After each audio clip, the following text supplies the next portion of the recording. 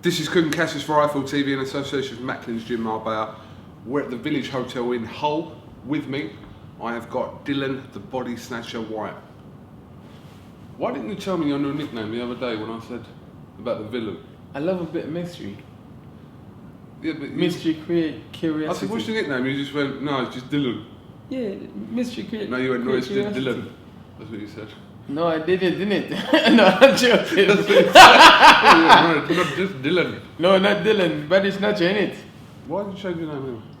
I don't, like, I had that name from I was a kid. From I was about 7 or 8 years old, they gave me that name because I was always a bad kid that's always giving trouble, running around, being naughty and stuff. So they gave it to me as a joke and it sticks. So, you know, when I first turned pro, I think I was 20 something, so I was quite young. So I went ahead with it. It seemed fun at the time and stuff. So as I got older on the stuff I've been through and stuff, and what I'm trying to do, you know, is obviously inspire kids and people. It's not really a good name to really represent that sort of image, you know what I mean? So I just said, you know what, it's a nice name, I like it, but I'm gonna go with something a bit more positive that bring positive energy towards me and my fans and my supporters and my haters too. So you thought the Body Snatcher? Oh, it's better than the villain. If you type in Body Snatcher and type in villain, it's not a nice thing, is it? The villain's always dying in the end of the movie. I've never had a nickname, you know. I don't know why I've never had a nickname. I got a name for you. Why do I think you're going to mock me already? I'm not going to mock you. No. You can be called KUGAN the Sri Lankan assassin. It's a bit of a tongue twister, isn't it? It's got to be just short and sweet. How about Coogie Bear? No. I think your missus would like that. I Coogie don't like Bear. that Coogie Bear thing. Coogie Bear is nice. I don't like that. Why not? No. I hate it, you know, when people... someone shouted to me, I was in Basildon the other day, and someone shouted, I was in the shopping centre, someone went, yo, Coogie Bear! How about Cougar get out chop in it?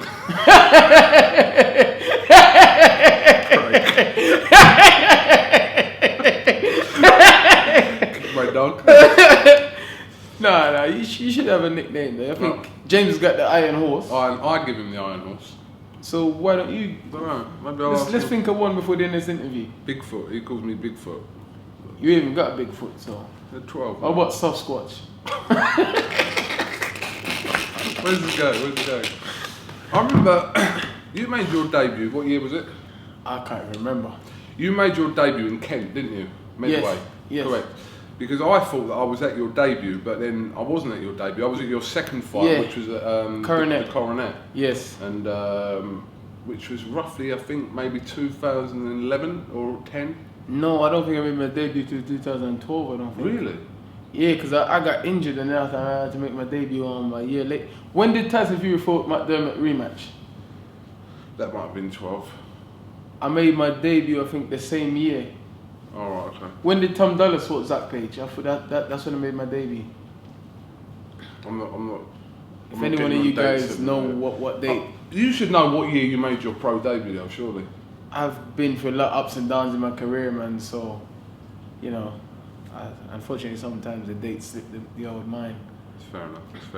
But yeah, I was actually at your second fight, and I remember, I didn't know who you was, I just saw like you and about 50 other men in the changing room, and they're all shouting, villain, villain, villain, villain. I was like, what's going on in here? Walked in the changing room, with all these people. It's like Floyd, it was like Mayweather's TMT money team all around you and that. And that was South London, that's my neighborhood, so, you know, and I was making my long-awaited debut, so a lot of people turned out to see me and to support me, which was great, you know what I mean, you know, and I remember when I first went to boxing, a lot of people say I wouldn't make it, I wouldn't do anything in boxing, you know what I mean, and then, you know, look what's happened. Because you had a bit of a background, obviously, in MMA, didn't you? No, I had a bit of a kickboxing background, yeah. You know, I did kickboxing when I was a teenager, because I kept on getting in trouble all the time, because I've always liked fighting, so I kept on fighting in the street. And growing up in South London, as a Jamaican kid, going to school and stuff, you had to fight because I didn't speak English too well. I spoke Patois, which was pretty rough and stuff, so I had a lot of fights with people because people used to take the mick basically about our speak and stuff like that, and obviously you know, when he was going to school, I think we started going to school in year 8 or something. So by then everybody already gelled from primary school and year 6 and stuff like that. So you know, I had a lot of issues, and I like fighting. I've always been a fighter. So if somebody says something to me, then like I just punch them in the face or push them down or something. So you know, I did kickboxing just to keep myself out of trouble, and I liked it, to be honest. I loved it. I thought I can beat people up and don't get in trouble. So you know, I did it, and I was alright at it as well. So, I mean, yeah, from those days, obviously, you making your debut in Kent, that first fight you had in London at the Coronet, and then you built yourself up as an up and coming heavyweight. Yeah. And then 2013 was not a good year for you. No. I remember coming to see you more or less straight after the news of your ban had been announced. Yeah. And we sat down for 20 minutes, I remember, and we sort of had a chat about that. But that in that 2-year spell you spent out of the game, I spoke to you a couple of times in that, and you were considering really not pursuing your boxing career as well as anything. There was a point when, listen, I could only think the darkest hour always come before the lightest, before day breaks. You know, it was a hard time for me, you know what I mean, because, you know, I got into boxing. My coach, Chris, taught me into boxing, and a couple of people around me taught me into boxing. I thought, you know what I mean, I got into it, and then I started learning, and then I started figuring things. I started sparring with guys like Derek Chisora and other guys like that. And then I used to get beat up a lot. Not knocked out or anything, they just get outboxed. And then I thought, because I'm so competitive, I thought to myself, you know what? I'm gonna stick at this and say I'll start whooping these guys' ass. And then that's what happened. I just pursue it. Then my coach said, you know, you've been training for 2 months now. Do you want to have a fight? I said, all right, no worries, cool. Because I never turned a fight down before. I said, all right, no worries, cool. And then that's how it all happened. You know, that's how it all happened. In that 2-year spell that you were obviously not active, I'm not saying you probably were going to the gym, etc. But did you find out a lot about people in general and around you that you were off the scene, and not in a bad way, but you weren't relevant to the boxing scene because you couldn't compete in the boxing scene? So did you find out a lot about people and life in general in that 2-year period? Yeah, you know what? Firstly, I find out a lot about myself as a person and as a human being. And secondly, I find out a lot about a lot of so-called friends around me and people who was there all the way wasn't. So for me, it was good to have, it wasn't good to have a suspension, but what came with it, obviously, seeing how people behave, how people react. You know, everybody's your friend when everything's going good, everybody's supporting you, but the minute something goes wrong, a lot of people change. And to be fair to you, you was one of the people that actually used to call and ask me if I was alright from time to time, so I appreciate and respect that, thanks. A lot of good people around me, a lot of so-called good people around me just abandoned me and stuff. But, you know, I knew, I've always known in the back of my mind, I had to pursue this because I don't like to be defeated. I had to pursue this, and that's what I've done. I just, you know, I just blocked everyone out. I replaced everybody with new people. You know, me and my coach Chris Oko, we stuck together. We worked hard through the time. You know, I mean, unfortunately, I got a new coach now because Chris got run over and some other bits and pieces. So, you know. So, I mean, like I said, in that, it was a crucial part of your life, and when you look back in years to come, that will always remain a crucial part of your life, that missing 2 years, shall we say. But it could have been very easy for you just to say, fuck it, I ain't bothered with this no more. That could have been your attitude, but it wasn't your attitude, and you stayed in the gym, and you're off your ban now. You've had, what, 5 fights since then? Yeah.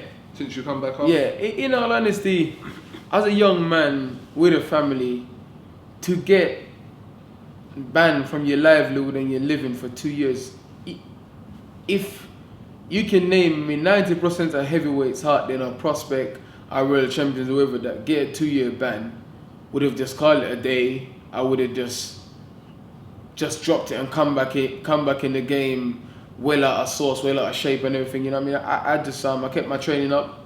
I stayed focused because I believed the ban wouldn't have affected me that much. All I need to do is come back, get some tune-up fights, and then just pursue my dreams. And that's what I done. You know, like I said, I hate being defeated, and I never roll over. So I wasn't gonna roll over for this. You know, it was a hard time, but you know, that's life. Hardship happen in life, and like they say, you know, the strong survive and the weak will die out. What was the surprise at the press conference in Hull was that obviously no one knew, and you rocked up with Jonathan Banks and announced him as your new trainer. Yeah. Spoke to you a little bit about it that same day, but just talk to me about how that come together. Well, I sparred both Klitschko brothers. I've been out to spar them a couple of times, and I went to spar Vladimir. I think we need to get rid of a Pavotkin or something. I think I went to spar Vladimir, and then like I was sparring him, but I was sparring him aggressively and just like trying to outstrength him and trying to outpower him, sort of thing. You know what I mean? I thought I didn't really like Vladimir, to be honest. I got a lot of love and respect for Vitaly, but I didn't really like Vladimir. I thought, he was a bit of a bully, sort of thing.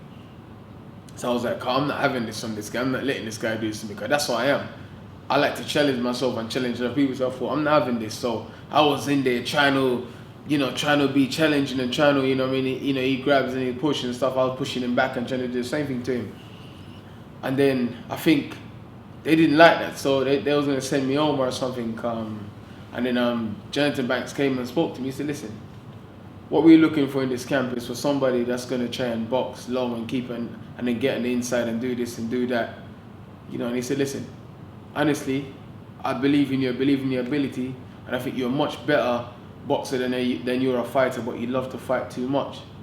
And I sat down and I thought, you know what, nobody's never really said this to me before. Everybody just let me get on with what I want to get on with. Obviously, I'm strong, I go out there and I can knock people out and stuff like that. And when he spoke to me, it's like, it hit home, and I thought, you know what, this is... And then he said, listen, let's work over the rest of the time you're here, work on a couple things, sort a couple things out and change a couple things and fix a couple things, and then let's see how it goes. And then he showed me a few things, and then I was boxing a million times better against Vladimir and having a lot more success. So it was just little seeds that got planted that blossomed over time. And then once my coach got run over, Chris, which is very unfortunate, I thought to myself, you know what, I need to reach out for this guy, and I'm taking, you know, now my career as a sage, I need to take my career serious. So I said to myself, you know what, if this man can change 2 or 3 things and make me have a lot more success against the best heavyweight champion in the past 10, 11 years, who's better to train me? Who's better to train me? Because one thing with Jonathan Banks, it comes with a lot of experience, because if you think, he's got Vladimir to fight maybe almost different guys, small guys, big guys, tall guys, fast guys, and not even only that, he's got Vladimir to box against 8 to 10, 12 sparring partners per camp, if not more, and he's got Vladimir to adjust his style to each guy, and I'm one of those guys that he got him to work against and to do stuff against. So I'm saying, this guy, the amount of experience he's had since Emmanuel Stewart passed, God rest his soul, the amount of experience he's had, and he's always been, he used to go to Lennox Lewis's camp, he was in camp with, he used to spar Thomas Hearns, he was also world champion himself. You know what I mean? You know, so the amount of experience this guy must have, this is what I need. I need somebody who's experienced and somebody who don't take no BS, and JB doesn't. He told me straight, you see, what you're doing is, you know, he said, listen, this what you're doing might get you to this level, but that's as far as it will get you.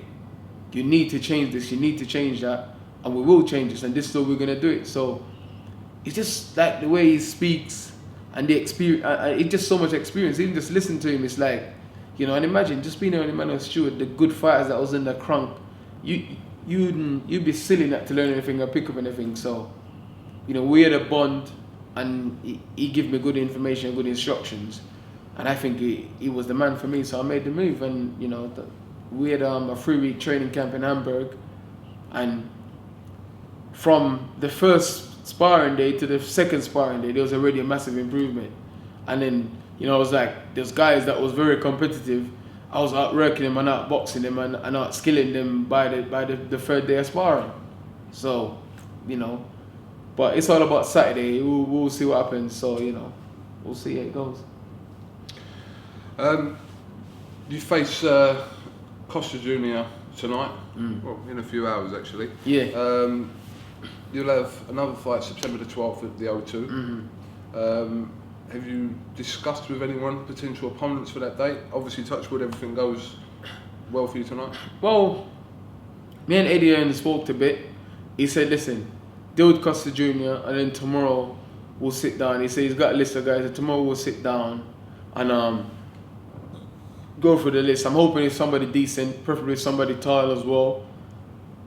But, you know, my mind is 100% focused on Inibra Custer because he's a big dude. He's very prideful and he seems up for the fight as well because I look in his eyes and I tried to wind him up a bit and stays. You know, what I mean, he's from South Paulo, Brazil, which is a hard place to live. You don't be a punk and survive in South Paulo, Brazil. You know, people saying he's this and he's that. Okay, he's lost a couple of fights, but he's lost to good guys. He haven't lost to no guy that's 14 and no. He's lost to proper fringe road level contenders. He's lost to Dennis Boy stuff who could have fought Vladimir. He's lost to David Price. You know, he's lost to good guys. Joseph Parker. He's lost to good guys. So I respect him.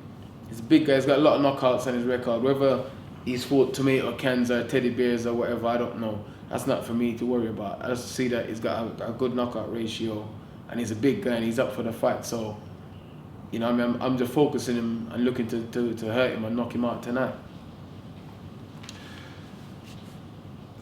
We obviously spoke the other day about the potential, shall we say, because you've got 2 fights in between this, but towards the end of the year, you and Anthony Joshua, and obviously we know you've got 2 fights in between that. Yeah. But when I spoke to you the other day, and I said to you, is this thing with Anthony, is it a personal thing?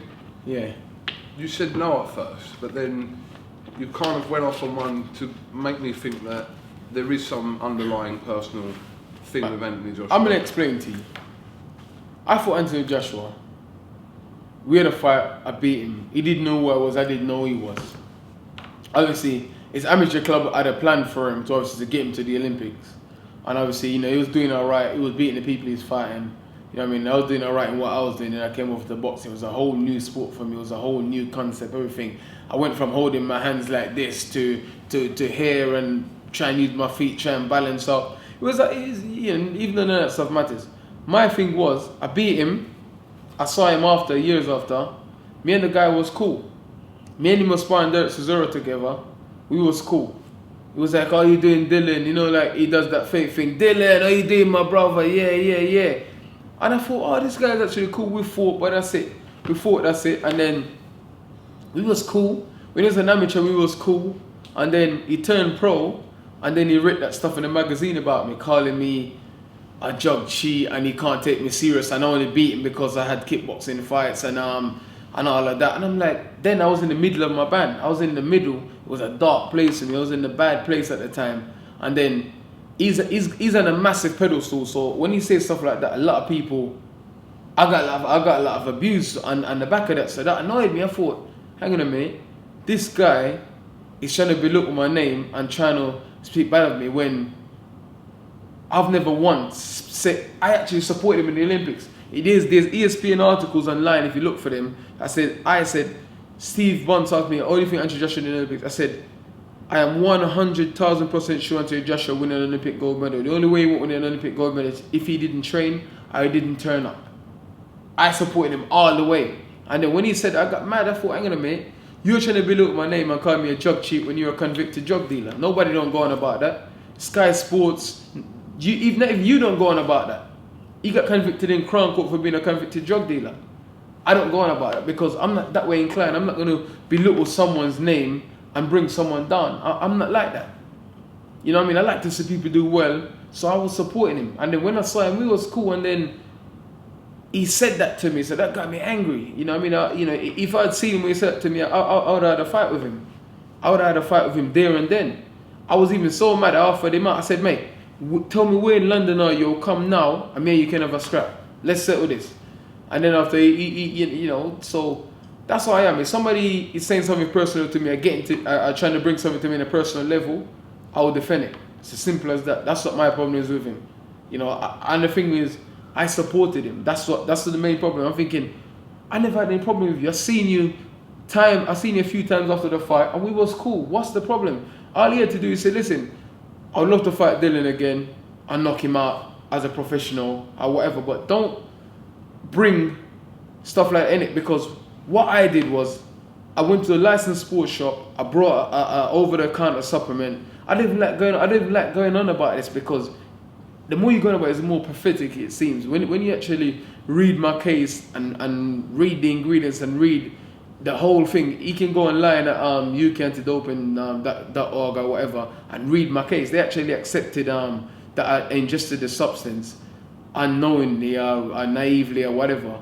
But what only thing that went against me, they said they done me for negligence. They said, oh, you know, with all the people around you, they should have checked to make sure what you was taking was thing. But you know, come on, I was just I was just a young man coming up wherever. I never knew about all these. You know, I thought I wasn't taking any. I don't smoke, I don't drink, I'm not doing it. So I thought, okay, all these energy drinks. Everybody was using Jack 3D at the time. Everybody, so you know, I never. But you know, in a way, it's good because I learned so much now. I know what to do, what to take. Because after I got suspended, I went and start reading and educating myself, and then I learned a lot now.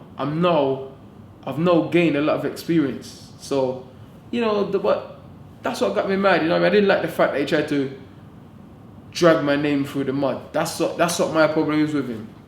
That's my problem is with him. I ain't got no hatred towards him apart from that. That's all the problem is with him. There's no need for him to do that, and he done it.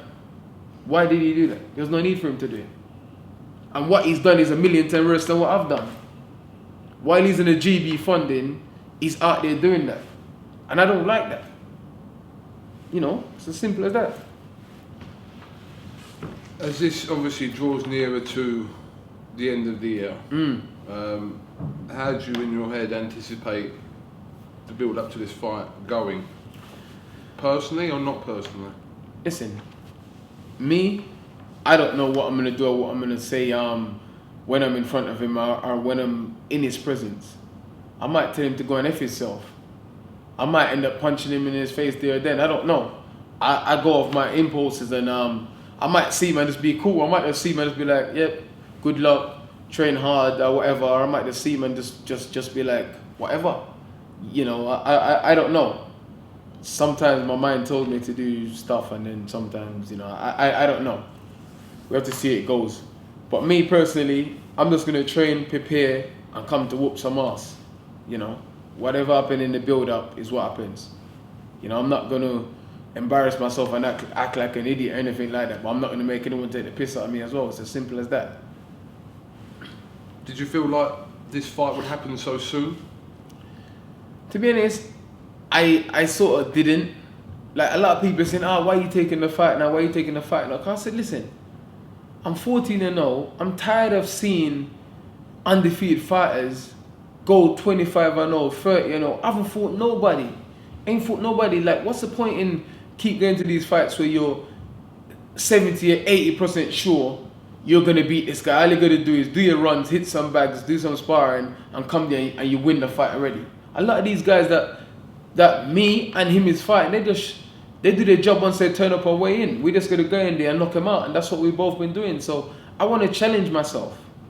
You know, I'm 14 I've been through ups and downs and stuff. I want to be involved in big fights where the fans remember me and appreciate me. I don't feel like I've given something back to all the people who supported me while I was on my band, and people who support me from all the smaller shows, because I come up the hard way. I come up from nothing, fighting in Coronet to being in the Luke Campbell undercard and possibly being main event with me and Anthony Joshua. So for me, I want to give something back to the fans. That, you know, I want to be involved in big fights and so people remember me. I want to be a part of the great British heavyweight history.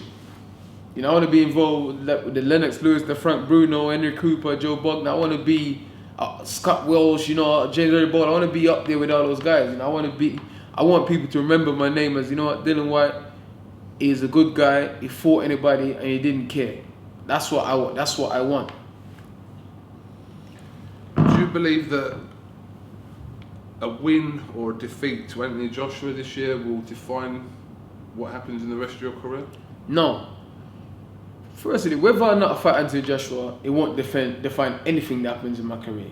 I just want to fight him because I believe I can beat him. And secondly, everybody says the greatest fighter to come out of the UK in the past 20 years. So I go in there and beat him. What does that make me? That is the thing for me. That's what I like doing. I like challenging myself. That's what I want to do. So win, lose or draw, it doesn't change my career. It might slow things down a little bit. I lost, but I'm not thinking about that because I know I can win and I know I will win. I'm not gonna sit here and say yeah, do all that rubbish at Kevin Johnson, then I went and embarrass myself. But I'm not Kevin Johnson. I'm Dillian Whyte. Understand? So we'll see how it goes, man.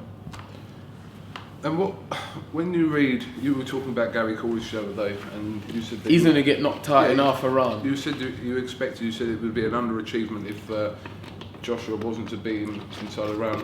What do you think when people on social media say the same thing in reference to you, that this what Joshua's been doing to opponents is what Joshua's going to do to you? What does go through your head at that point? What goes through my head is nothing. What goes through my head is what people say. It shouldn't affect me. Whatever I say shouldn't affect Gary Cornish. Hopefully Gary Cornish believes in himself and he trains hard and come and prove us all wrong. People say, even at the way they say somebody said Joshua is coming for you, I said, okay, yeah, because you have to believe in yourself. I'm a very, very strong self-believer in myself, and that's what draw my team and people around me, because I believe in myself. I wouldn't do something unless I believe I can do it. Whether or not, I'm a strong believer in myself. You know, when people say to me, oh, Joshua's going to beat you, or Joshua's going to knock you out in a round, I said, okay, cool. The good thing about boxing is, it's not 12 or 10 people. It's you and it's just 2 people, me and him. And then he's in charge of his fate, I'm in charge of my fate. So that's the great thing about boxing. It's always a 50-50 chance. That's the great thing about boxing.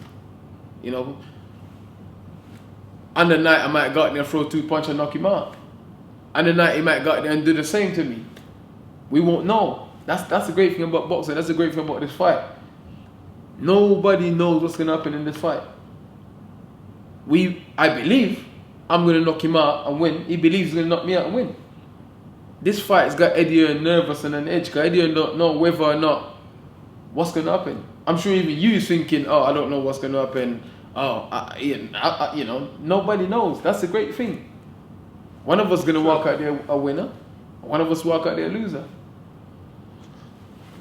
I genuinely don't know. Yeah. It's easy to surmise and get carried away with. I mean, even Joshua talks about this himself, about the hype. It's easy for people to jump on that hype and think. Yeah. Well, obviously, you know, a lot of people saying what he's going to do to Cornish, what he's going to do to you, but it's easy to get carried away with that. But the reality is, let's talk about Gary Cornish first. Gary Cornish is 6'5", He's a bomb, 6'6". though. Listen, doesn't matter. It's heavyweight boxing, like you said. I know, but Cornish ain't got no heart at all. Okay, but listen. I'm going back to your point of there's still 2 heavyweights and anything can happen. Yeah, you know, I agree. You know, listen, I actually hope Cornish shows up and put on a good fight. I actually hope, because I want to see him do well. Maybe I sound a bit personal because he pulled out the fight with me. Maybe I come across a bit thingy towards him, but I don't know. Gary Cornish is 22-0 or whatever, and if you look at his record, who has he fought? He haven't fought nobody. Gary Cornish has just been like, I don't know. You know, I may be wrong. I'm hoping that he can show up and do something, but I don't see him bringing anything to that fight apart from height and weight. That's all. If you look at social media, people, like, I've gone up from a half a round to 1 round to 4 rounds I'm up to 6 rounds now. That's amazing. People say Joshua knocked me out in a round, in half a round, in 2 rounds. I'm up to 6 rounds now, so maybe by the time the fight up in I might go up to 12 rounds. You know what I'm saying? You know, so, you know, people say whatever they're gonna say. You know what I mean? Joshua's a good fighter. He's a strong fighter, and there's no denying that. But I'm also a good fighter. I'm also a strong fighter. You know, at the moment, the difference between me and Anthony Joshua is this. And this is what people forget. He won a gold medal, and he's got Sky behind him, which is a massive platform. And Sky do a great job of getting him out there and promoting him. That's all it is. We both haven't... Okay, he fought Kevin Johnson, but that was a show of Kevin Johnson. We both haven't fought no top 50 contender in the world. We both haven't. We both prospect with big futures. We both can punch. We both can box. And we are both big dudes. You know? But we haven't fought anybody. We haven't fought anybody that's given us any sort of test or anything yet. So we are still both an unknown product. You understand what I'm saying? So when people say, oh, Anthony Joshua is this, Anthony Joshua is that, I don't see him as that. I don't see Anthony Joshua as another undefeated guy that's in my way that I need to get past. That's all I see him as. But, you know, obviously you have to respect what he has. He's a big guy, he carries power, and he won an Olympic gold medal. But so what? How much Olympic gold medals have been knocked out and been beaten before? Vladimir Klitschko's been knocked out. You know, there's loads of guys that's win Olympic gold medal and lost. Loads of guys that's been promoted. Look at Michael Grant. He was promoted as the next big thing until he met Lennox. And Lennox destroyed him. And then after everybody said, yeah, Michael Grant's a bomb, Michael Grant's this, Michael Grant's that. Look at Michael Moore. At one stage he was the best fighter on the planet. And then George Foreman just destroyed him. So, you know, look at Mike Tyson. You know, even though Joshua is not none of them guys, and he's not the caliber of any of them guys, just an example, I'm giving of heavyweight boxing. You know, Sonny Liston was meant to kill Muhammad Ali. Ali destroyed him. George Foreman was meant to kill Muhammad Ali. Ali destroyed him. Joe Frazier was going to kill Ali. Ali beat him up. You know? On paper, you're meant to destroy me, but we know about that, don't we? I hit you in the head with that, man. I go in the van and drive off, innit? Big up, Em. Alright, well listen, I know you want to go and get a little bit of sleep first, don't you? Yeah, I'm going to eat some food, go sleep a little bit, and get ready to break someone to pieces tonight. You know, this guy, he's a tough guy and stuff, but we'll see. We'll see, man. Eddie's giving me some nice grunt gloves. Thanks, Eddie. Use them to break Custer's jaw for you tonight. Thank you very much. Big up Barry Hearn as well. Barry Hearn's the man. Eddie is cool, but Barry Hearn's the man. Yeah, I think a lot of people might share your opinion on that one. Listen, Eddie's a cool guy. Listen, a lot of people judge him and say Eddie's this and Eddie's that. Eddie's alright. I'm not just saying this because America in Matchroom. Eddie's actually alright. He does come across as a bit of a, you know what, sometimes, but he's actually an alright guy, actually. You know, I'm doing business with him and speaking to him or whatever. He's actually an alright guy, but you guys can say whatever you guys want. Everyone's got an opinion about everything, it's alright. Yeah, that's right. I used to think you were from Pakistan. I know. But then you're from Sri Lanka, so, you know. I used to think you were from Zamunda, but, you know, I found out that you were. With my son, Akim. Akim! My son's working! Akim! My son works! My son works! I'll be on French fries. That's when the big bucks start rolling in. Listen, guys, just have a blessed weekend and have a positive life, man. That's all you gotta do. Believe in yourself. Stay strong. Alright, well, Dillian Whyte, thank you very much for talking to IFL TV, and best of luck. This is ISL TV signing off. What should I say? Should I say, this is Dillian Whyte. You know what would be really good? I'll just push you out of the shop. Look at these pathetic noodle arms.